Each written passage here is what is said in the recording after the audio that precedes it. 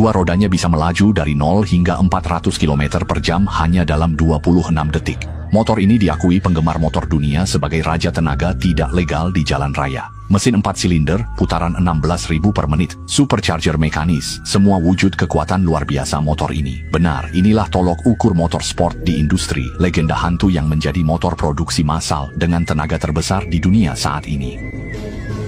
Legenda Ninja H2R adalah saudara kandung Ninja H2. Versi Ninja H2 yang dibatasi kecepatannya hanya memiliki tenaga maksimal 200 tenaga kuda, namun motor ini legal di jalan raya. Sedangkan legenda Ninja H2R yang akan kita bahas hari ini memiliki bobot bersih 216 kg. Putaran mesin 16.000, mesin 4 silinder segaris, mampu melaju di lintasan profesional hingga kecepatan 310 km per jam. Dan jika pembatas kecepatan dilepas, bahkan mudah melampaui 415 km per jam. Di dunia motor produksi massal yang tidak legal di jalan raya, julukan raja kecepatan yang diberikan netizen kepada H2R benar-benar mengungguli semua pesaingnya. Sekarang kita masuk ke langkah pertama, yaitu membuat mesin H2R sang hantu. Pertama, letakkan poros engkol yang dilengkapi dengan rangkaian roda gigi di atas meja pemeriksaan, lalu gunakan tangan kanan untuk mendorong ke depan sambil mengamati celah kontak roda gigi. Begitu posisi yang berbeda dari yang lain ditemukan, tandai dua gigi tersebut dengan tanda yang sesuai, karena ini adalah langkah yang sangat penting untuk penyelarasan di masa mendatang. Selanjutnya, angkat dengan hati-hati dan letakkan di blok mesin, lalu pasang setengah tutup batang penghubung pada silinder 4, 2, dan 3. Kemudian gunakan kunci torsi secara manual hingga mentok. Kekuatan yang digunakan akan langsung memengaruhi tingkat kecocokan antara poros engkol dan batang penghubung. Oleh karena itu, para montir berpengalaman biasanya tidak perlu terburu-buru, ini kata istri guru bengkel. Setelah itu, ambil beberapa baut paduan, lalu pasang ke roda gigi yang sesuai, sehingga poros dalam dan aksesori yang menyertainya bisa diperkuat di atasnya.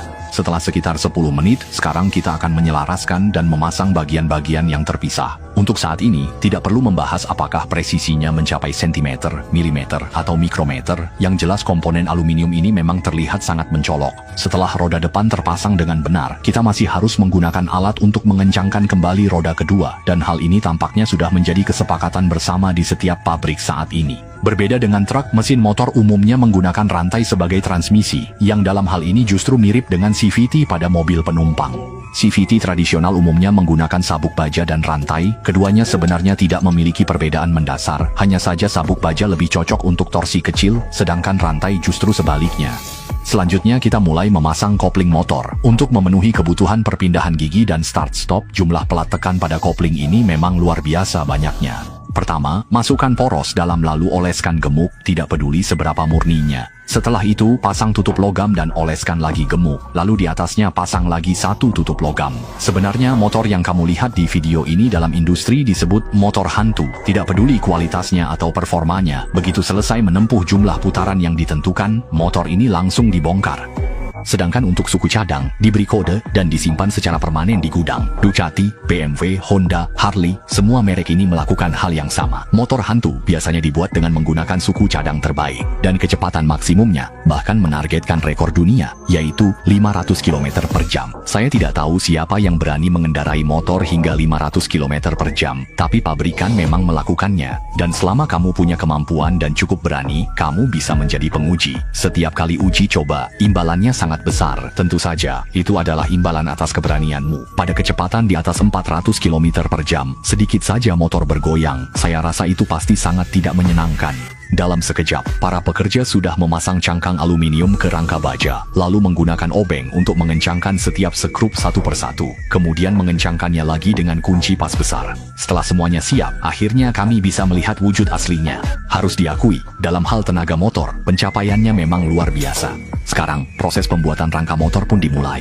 Motor tradisional umumnya menggunakan metode pengelasan, dan di sini pun tidak berbeda. Jika tidak salah, pengelasan yang digunakan di video ini adalah las argon, TIG welding.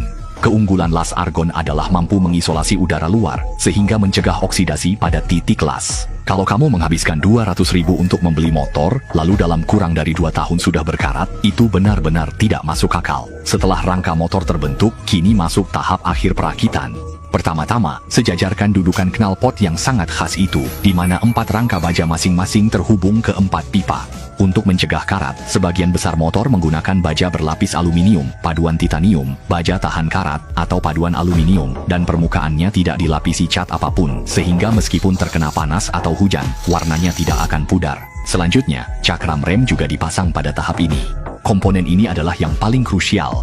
Mari kita bahas bagian utamanya, yaitu terbuat dari keramik karbon. Yang dimaksud dengan keramik karbon adalah hasil komposit serat karbon dan silikon karbida melalui proses suhu tinggi. Jadi sebenarnya ini juga merupakan logam, tetapi bukan logam biasa. Bugatti, Porsche, dan 918 hampir semuanya menggunakan jenis cakram ini. Saat ini, bagian luarnya dilapisi kulit yang akan dilepas saat penyerahan kendaraan. Selanjutnya adalah ban motor yang dilengkapi dengan cakram rem ganda di kedua sisi. Sebelum dipasang, periksa dulu dengan mata telanjang apakah karet masih dalam kondisi baik, dan pastikan cakram tidak ada goresan atau cacat akibat benturan. Dua roda inilah yang menahan beban hampir 200 kg. Tapi jangan salah, meskipun bobotnya 216 kg, roda itu hanya dipasang dengan satu poros saja. Kalau diperhatikan, itu adalah lubang bundar di antara suspensi dan hub roda. Setelah posisinya sejajar, poros roda yang diameternya kurang dari 5 cm itu bisa langsung dimasukkan. Tidak ada teknologi canggih di sini, hanya baja paduan biasa. Setelah itu, klip rem depan juga ikut diperkuat. Terakhir, pasang setir dan stang ke rangka depan. Bersamaan dengan pemasangan stang, pemasangan flywheel juga sedang berlangsung dengan cepat. Perlu dicatat, dibandingkan dengan motor biasa, rantai yang digunakan pada motor ini tampak jauh lebih tebal. Selanjutnya, rantai dipasang pada roda gigi, lalu dikencangkan sambil didorong ke belakang agar terpasang dengan kokoh. Saat ingin melepasnya, cukup putar baut ke arah sebaliknya. Perbedaan terbesar antara ban depan dan belakang adalah ban depan dilengkapi dengan cakram, sedangkan ban belakang tidak. Seperti yang kita lihat di depan ini, tampilannya polos, hampir mirip dengan ban mobil. Selain poros tengah pada roda belakang, ada juga satu lingkaran baut tambahan, yang sangat meningkatkan faktor keamanan. Pada saat rangka utama mulai terbentuk, proses pun berlanjut ke tahap pemasangan eksterior berikutnya. Di sini digunakan sebuah papan H2, namun seluruh motor ini adalah versi lintasan balap H2R yang tidak legal di jalan raya. Selain itu, motor versi non-jalan raya dari pabrikan biasanya tidak dijual secara umum. Siapapun, baik individu maupun kelompok, yang ingin membelinya harus melalui pemeriksaan yang sangat ketat. Jadi jelas, tidak mungkin kamu bisa mengendarainya di jalan umum. Selanjutnya, knalpot dipasang di sisi motor. Setelah memastikan tidak ada masalah, motor kemudian diserahkan kepada orang lain untuk persiapan pemeriksaan. Pemeriksaan tahap pertama dilakukan di dalam ruangan menggunakan lampu khusus untuk mengamati permukaan luar. Ini memastikan tidak ada noda atau goresan yang tertinggal. Saat disentuh dan dilihat, permukaannya terasa mulus dan memiliki pantulan seperti cermin.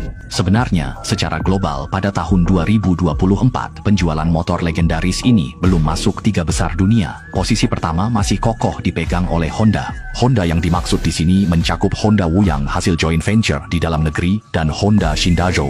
Namun, setidaknya motor ini punya satu hal yang bisa dibanggakan, yaitu kecepatan. Paling penting adalah kecepatan maksimum di verifikasi resmi. Konon, jika batas kecepatan elektronik 407 km/jam pada motor legendaris dibuka, ia dapat dengan mudah berakselerasi 0 hingga 400 km/jam hanya dalam 26 detik. Tentu saja, hasil diperoleh dari pengujian di lintasan lurus panjang dan tertutup.